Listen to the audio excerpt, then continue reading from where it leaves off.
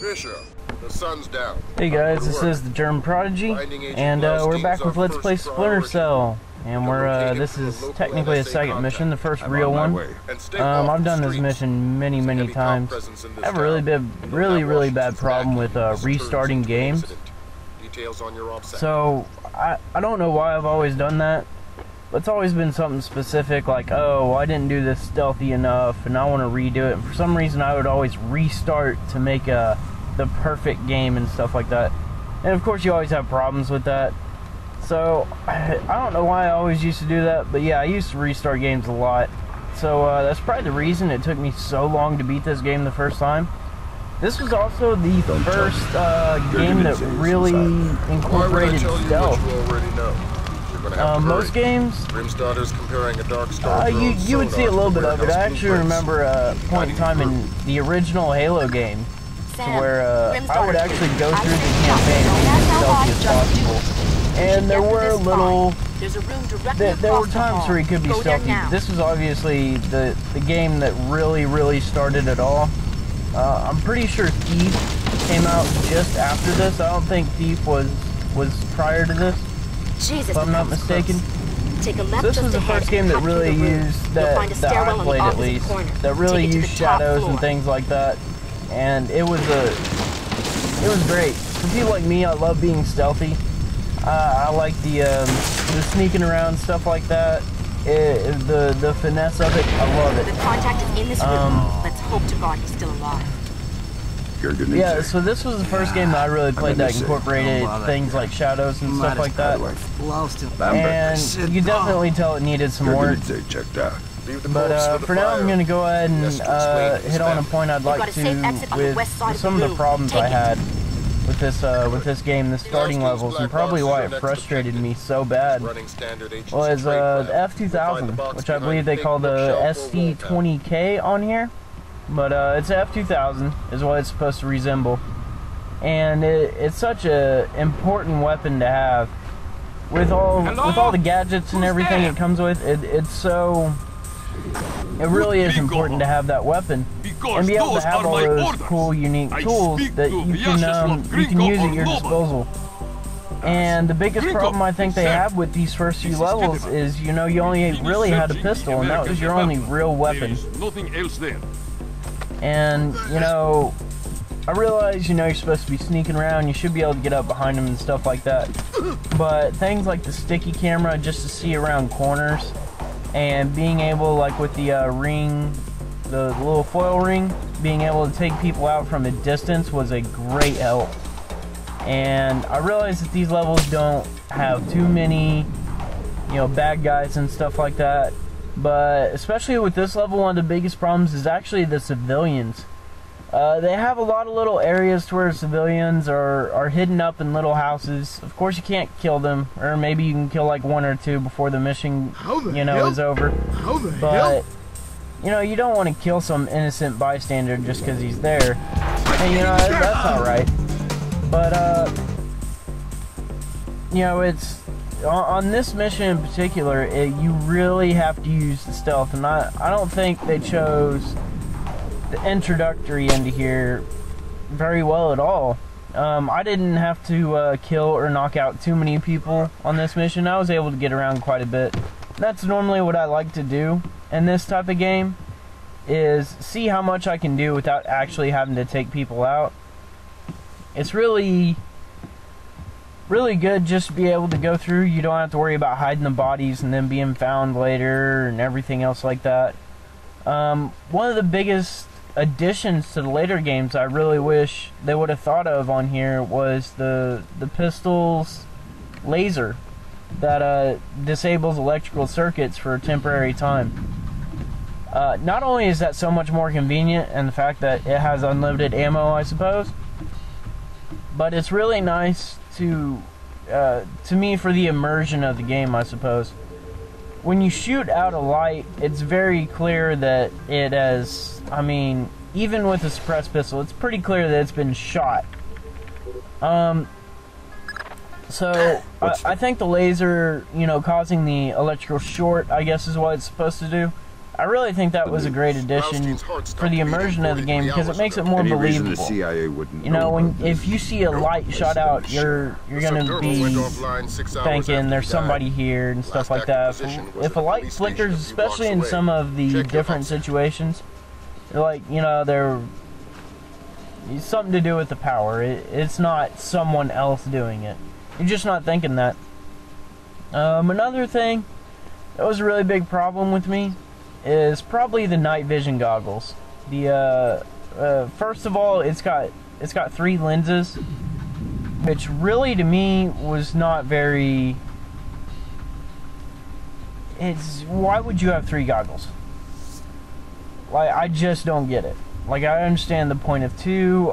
You know, I'm not extremely knowledgeable about this, but it just seems like having 3 night vision goggles there, three separate lenses, is really pointless. Also the glare is, and I realize why they did it, but the glare is, you're sitting there and you're in a dark corner and you're hiding and you see those 3 glares off those night vision goggles, and it seems so bright, way too bright. It seems like it'd be so easy to spot you, especially with the walkie-talkie you see on his back right here, right now. Just things like that. But that kind of touches into realism in a game and having like a simulation game.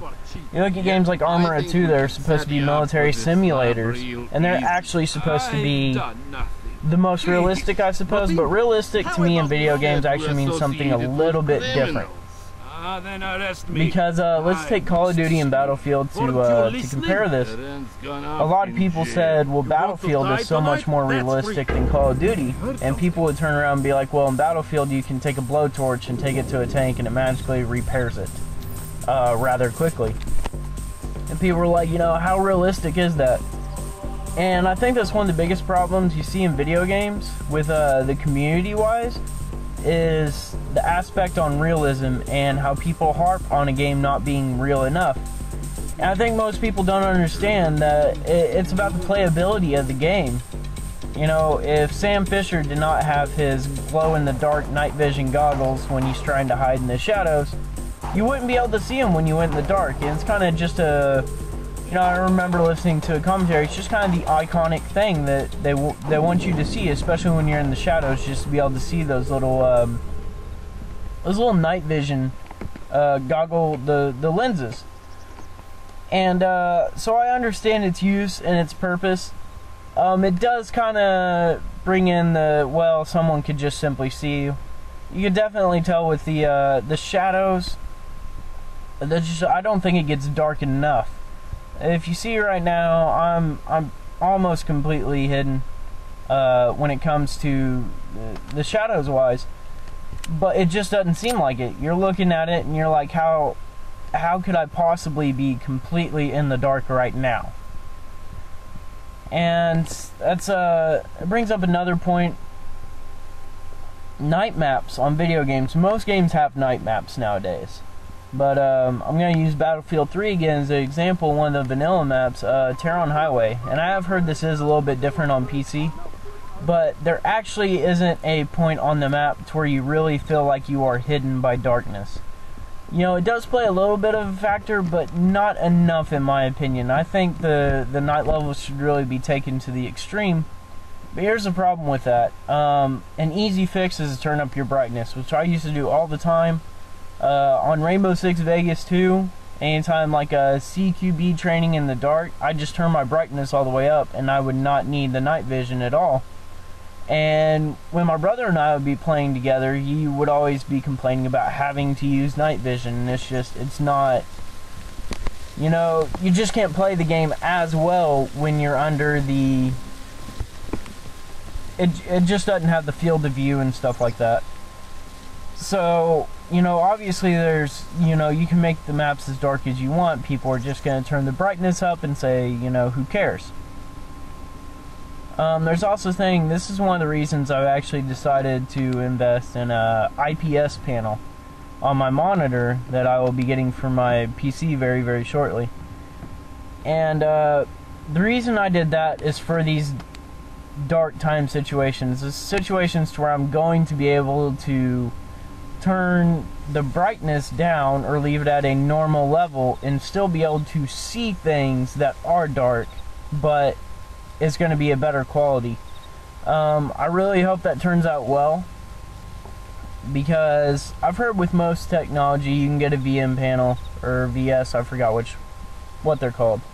But I've heard you can get it and it's pretty much the same thing. You know, there are minute differences, but you really have to, I guess I would say, have a trained eye, which really just means you've experienced the better and now you're seeing the worse. That's one thing you notice when HD first started to come out, is a lot of people were thinking HD is not all that much better. It really doesn't look that different. But nowadays, if you watch something that's not in HD, you can definitely tell. That's because we're just used to the better picture quality. So I think in that aspect it might be ignorance is better. You don't know what you're missing, so it's not much to miss. But it's still really nice. I really wanted to get that IPS panel. It's one thing, since I've been a 360 player for so long, and with getting my new computer, I really wanted to get the good visuals. At first, that was one of my biggest things, is, oh, it'd be so nice to have such better graphics than what you can get on 360. And you know, next gen consoles are coming out this year, or at least they're supposed to. So, you know, maybe it'll be on a little bit more even of a playing field soon, but it's only going to be for a little bit. And plus, I've started to steer away from the whole graphical aspect of, you know, PC gaming. I think if you're, you know, a console player looking to get into PC gaming, that graphics should not even be a reason why. Yes, graphics are better on PC, of course, but it's not really... There are a lot more things that go into PC gaming. There are things... when it comes just to PC gaming, I'm not talking about browsing the internet or any of that stuff, any of the extra stuff you can do with PC. Just PC gaming, there's so much more game types you can play, like MMOs, which, yes, they are possible on console, but not near on the level that they are on PC, and that's one of the biggest things I'm looking forward to, is being able to play games like that, like PlanetSide 2, which I'm really excited to play when I get my new PC, because I know I'll be able to run it, and it's absolutely massive. And as a Battlefield fan, I think that PlanetSide 2 will be a great game for me. And also like the Elder Scrolls Online, which I know they're talking about releasing on consoles, which of course, now that I'm getting a PC, I really hope they don't, because the reason that PC exclusives are always better on PC than things that come out on consoles. If you just take little things like the interface on Skyrim, which of course you have mods to fix it, but just the interface, it's so meant for console now. Anyways, I really got carried away here and lost track of time. So we'll continue on. I'll continue on the part 2 of this. The reason I separated it into 2 parts is I wasn't quite sure how long I could make the video. I made a few Forza Motorsport 3 videos, and back then when I uploaded them, it was a 10-minute limit, and obviously that's increased, but I'm sure there's still a limit, and I didn't want to go over it too bad, so I just basically split the video in half. So the second half of this video, hopefully I'll be able to post it tonight, if not tomorrow. But anyways, this is German Prodigy, and hope you enjoyed the video.